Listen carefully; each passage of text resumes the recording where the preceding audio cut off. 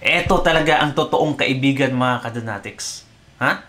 Hindi bumanat sa Pilipinas kung hindi uunahan. Walang papuri sa Pilipinas. Ha? Walang sinasabi mga kadonatics. Pero nagbigay ng malaking tulong. Di ba? Malaking tulong para sa typhoon victims mga kadonatics. Habang yung Amerika na, nako, lantarang sinasabi mga kadonatics na napaka-special ng Pilipinas sa kanila. Close ally sa Asia. May EDCA site sa Pilipinas na walang silbi mga kadonatics naman. Nilagay yung EDCA site dyan mga kadonatics for the reason of helping the country in times of calamities. Yes, nagbigay yung Amerika ng tulong. Pero 59 million. Habang yung China mga kadonatics, ang laki ng binigay. At eto, Amy Marcos, totoo pala yung mga sinasabi na chika mga kadonatics. Akala natin, marites-marites lang. Pero totoo nga. About kay Zaldico at sa iba pa. Eto mga kadonatics, panoorin natin. Alright, China tayo. Okay, basahin lang natin yung article mga kadonatics. Shinare din to ni Attorney Harry Roque. Ano bang sinasabi dito? Alright, basahin lang natin mga kadonatics. Okay. Posted by or shared by Attorney Harry Roque, a true friend. Oh, talaga naman mga kadonatics, true friend talaga. Anong sinasabi? China to send 142 million relief aid for victims of Tino and Juan. Mga kadonatics, grabe talaga. Ganyan yung China. 142 million mga kadonatics. Ha? Most likely nasa $3 million. While yung Amerika, 1 million lang na close ally doon ng Pilipinas. Pinaka-friend daw ng Amerika sa Asia. Ay talaga naman. Tapos, basahin lang natin ng konti yung sinasaad dito. Inquirer.net. China will donate a total of 142 million in funds and relief goods to the Philippines amidst its ongoing recovery efforts from Typhoon Tino. International name Kalmaigi, and one international name Fengwong. The Chinese embassy in Manila said. Can you imagine that mga kadonatics? Ganyan yung China. Tikom ang bibig, walang sinasabi mga kadonatics, pero look at that. May tulong. Sana man lang hindi makulimbat yung tulong mga kadonatics. Alam naman natin kung anong mangyayari. So, sinasabi naman dito diverse yung fund sa relief goods and probably cash din mga kadonatics. Sana nga lang relief goods lahat or mga kagamitan sa bahay mga kadonatics, di ba?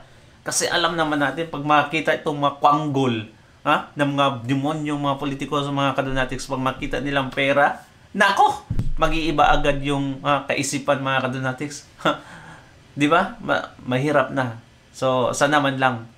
Kaya nga, sa panahon ni Tatay Digong mga kadonatics, instead of leaning towards America, which is the ally talaga ng Pilipinas, no.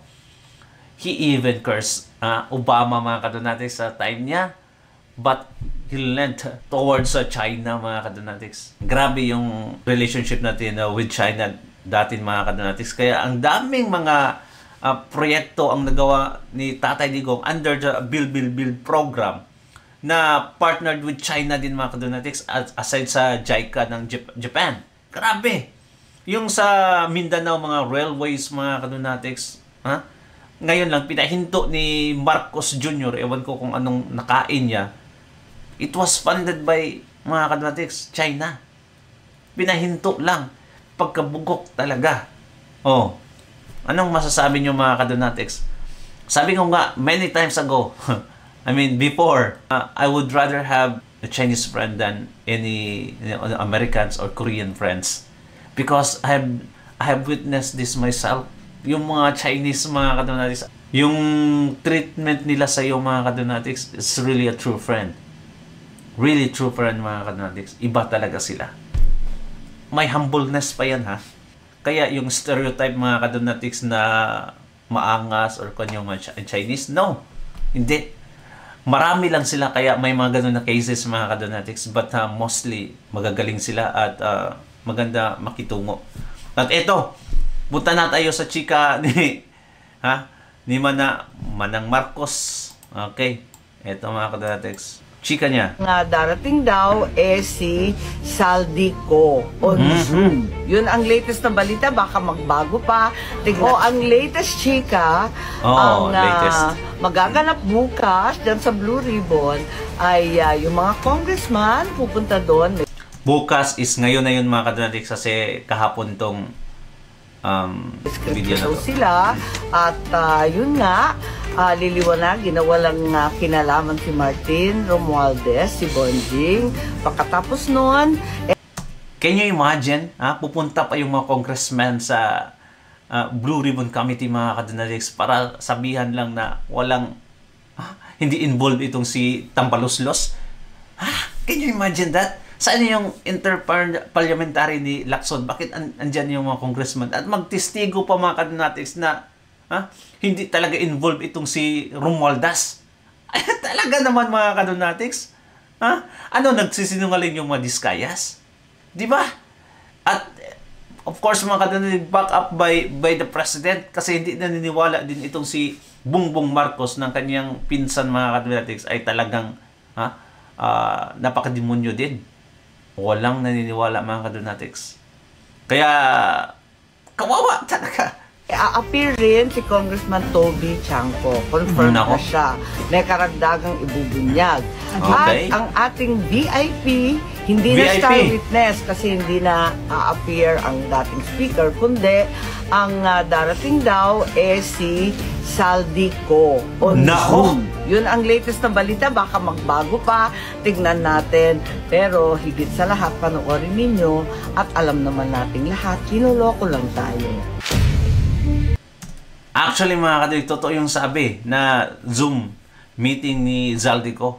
Pero mga kadonatics, etong si Lacson, ewan ko kung anong nakain mga kadonatics, ayaw nang padaluin si Zaldico through Zoom. Ewan ko mga kadonatics, talaga namang may pinoprotektahan itong si Ping Lacson mga kadonatics. At ito yung balita. Kinumpirma naman ng Blue Ribbon Committee na hindi na makadadalo si dating Congressman Zaldico sa pagdinig ng Senado kaugnay ng manumalyang flood control projects. Ayon naman sa abogado po ni Zaldico, may sakit ito at nagpapagamot ngayon sa ibang bansa. Mayan Corvera sa balitang yan.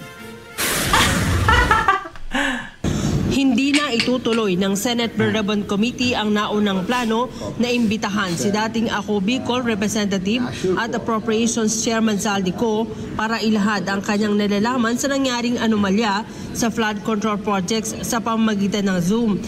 Katwiran ng chairman na si Senator Ping Lacson, magkakaroon lang ng pagkakataon si Ko para magamit ang Senado at mabigyang plataforma para magsalita ng kanyang propaganda. Hindi naman kasi anya ito maaring patawan ng contempt o mapapanagot kapag naglahad ng mga kasinungalingan. Ipinaalam naman anya ng abogado ni Ko sa Anong klase talaga yun mga kadonatics Kung may willingness naman sa kampo ni Zaldico mga kadonatics ang pag-attend, bakit itong si Lacson mga kadonatics Parang pinipirsa talaga niya na wag na lang ituloy yung pag-appear ni Zaldico. Anong klase yan mga kadonatics? Kasi magsisinungaling lang daw. Wala namang preba yung mga propaganda niya. Ay nako mga kadonatics, baka natakot na idamay siya or ibulgar si Romualdez mga kadonatics kaya hindi na binibigyan ng plataforma nitong si Zaldico. Bugkok talaga. Anyway, si Zaldico ay nagpapagaling sa Amerika daw mga kadonatics. Kasama niya si Bunowan, yung DPWH Secretary na napaka-corrupt din. Former. komite na kasalukuyan itong nasa Estados Unidos at sumasailalim sa gamutan. Pero si Senator Amy Marcos, may impormasyon daw na si Kumano ang tinutukoy na important witness na haharap bukas via Zoom. Batayan niya ito sa mga nakalap niyang impormasyon. Dadalo rin niya sa investigasyon ng ilan sa mga inimbitahang kongresista para linisin ang pangalan ni dating House Speaker Martin Romualdez. ay yung mga congressman pupunta doon, may script na daw sila at yun nga, liliwanagin na walang kinalaman si Martin Romualdez, si Bonji. Nako. Pagkatapos noon, a-appear rin si Congressman Toby Chanco. Confirmed na siya. May karagdagang ibubunyag. At ang ating VIP, hindi na star witness kasi hindi na a-appear ang dating speaker, kundi ang darating daw si Saldi Ko on Zoom. Inamo naman ni Marcos si Ko na huwag magtago sa Zoom sa halip umuwi ng bansa para harapin ang mga alegasyon laban sa kanya. Dapat umuwi siya.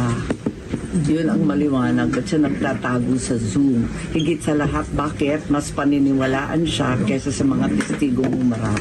Hindi naman kumbinsido si Marcos sa pangako ng kapatid na si Pangulong Bongbong Marcos na makukulong ang mga sangkot sa flood control anomaly sa Disyembre. Masaya pa rin kasi anya si Romualdez dahil sinabi ng Pangulo na hindi siya kasama sa mga kakasuhan. Grabe, no? Grabe mga kananatics. Ha? Ang pangalawang pinaka-corrupt sa Pilipinas. Ha? Masaya pa rin hanggang ngayon mga kadonatics habang tayo, ha? Mga ordinary netizen mga kadonatics ay grabe yung struggle natin day by day. Habang itong mga corrupt na mga demonyong politiko, masaya pa rin mga kadonatics kahit na may bunch of witnesses na nagsasabi, nagtuturo sa kanila ay tapos ang Pilipinas. Ang mangyayari mga kadonatics, hindi mawawala yung sakuna. Big sakuna mga kadonatics sa Pilipinas hanggat hindi ito bababa sa pwesto itong si Marcos. Ang sabi kanina, mahaba daw yung listahan kaya hindi mabasa, pero wala pa rin. Pinagpipilitan na hanggang DPWH at yung mga kontratista lamang ang kasabwat. Oo, narinig ko nga. Oo, kamuntik na akong nalaglag sa upuan. Pero babala ng senador, galit ang taong bayan sa nangyaring katiwalian at hanggang ngayon walang nakukulong at tila nakakaligtas pa umano ang mga mastermind. Gagalitin at gagalitin ang tao na nakakaalam. Ang Pilipino ay nagtitiis, matiisin, pero hindi naman bobo. Alam naman natin ang totoo. Kulang pa sa ito talaga nangyayari. Alam ng taong bayan na flood control ang issue. Bakit nauwi sa Dolomite? Alam ng lahat ng taga Bulacan na maraming problema sa Bulacan. Ang mga investigador, ilang beses na pumunta sa Davao. Linilihis Talagang linilihis, napaka-squid tactics na nito. Talagang ginugulo lang ang isipan natin. May Ann Corvera para. Ay nako, sana lang itong si Amy Marcos mga kadonatics ay I think she can do more than being marites ng mga kadonatics, like posting to social media about the issues. I think she has to go out and yes, like us mga kadonatics, be with us. Kung may rally, then she has to go out mga kadonatics at ipakita niya yung suporta kung talagang concerned siya. Ay baka naman mga kadonatics, itong si Amy Marcos, may nakita ko talaga na parang totoo talagang kapatid ni Bongbong Marcos kasi napaka-phlegmatic ng dalawang mga kadonatics kahit grabe na yung pangyari sa Pilipinas ay nako, tila bang napaka-kalma pa rin mga kadonatics. Ang totoong leader talaga mga kadonatics na alam nating epektibo talaga ay katulad ng mga Duterte, katulad ni Tatay Digong. When there is time for calm mga kadonatics, he will calm. When there is time to be angry mga kadonatics, he will be so angry. And when there is time to laugh, he will laugh. To make joke, yes, he will do it mga kadonatics. Inday Sara, ganun din. Kung galit yan mga kadonatics, ay talagang galit yan. Kung mahinahon din. Kung love din mga kadonatics, ganyan. Pero itong mga Marcoses ay talagang monotone ng mga kadonatics. Ganyan lang yung takbo ng liderato nila. No? Kaya, it's not effective. Not really effective, mga kadonatics. And once again, thank you, China. Thank you so much. Kasi, iba talaga kayo mag-treat ng, kahit pa ilang beses na mga kadonatics na inaatake ng Philippines, yung China, through social media. Like the ASEAN mga kadonatics sa summit inatake ni Bongbong Marcos doon ang China. Tapos nung sa APEC meeting sa South Korea, nakipagkamay, ilang beses pang nag-attempt makipagkamay mga kadonatics kasi nahihirapan siya. Look at that. Buti na lang talaga mga kadonatics. Kahit may hindi magandang nangyayari sa Scarborough Shoal, pero yung China, tumutulong talaga. Anyway, thank you so much mga kadonatics. Please comment down below ano sa tingin nyo. I will read it. God bless you mga kadonatics. Ingat palagi. Bye-bye.